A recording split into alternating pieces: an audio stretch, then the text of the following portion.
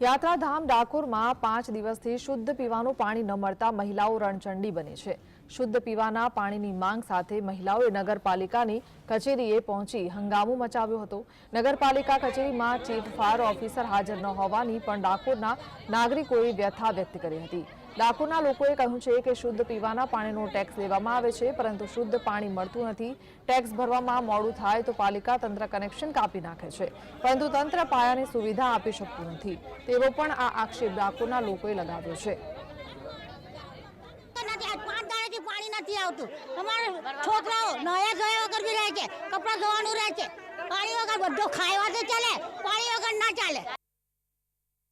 नगरपालिकाना घणा बधा प्रश्नों के गटर है पानी है आ बधा प्रश्नों वारंवार उद्भवे छे पण कोई निकाल नहीं एनो। જ્યારે ત્યારે પબ્લિક ને અહીંયા આગળ આવવું પડે છે અને આવીને રજૂઆત કરવી પડે છે, પણ પરિણામ એનું શૂન્ય જ આવે છે, કશું જ પરિણામ આવતું નથી। વારંવાર ટીવીમાં પેપરમાં દરેક જગ્યાએ એની રજૂઆત કરવામાં આવે છે, પણ નગરપાલિકા કે અહીંયા આગળના વહીવટદાર કે મામલતદાર ગણો કે પ્રાંત જે પણ હોય પણ એનું કોઈ પણ નિરાકરણ કે કંઈ પણ એની વસ્તુ ધ્યાન પર લેતા જ નથી। 5 દિવસથી પાણીની એવી તકલીફ છે કે મોટર વારંવાર ભરી જાય છે, પણ કોઈ એક્સ્ટ્રા મોટર રાખતા નથી। મોટર છે છતાં રિપેર કરાવતા નથી અને એને ખૂણા મૂકી રાખી છે મોટરને। જો આ સ્પેરમાં એક મોટર રાખતા હોય તો આ પાણીની પરિસ્થિતિ ઉદ્ભવે નહીં।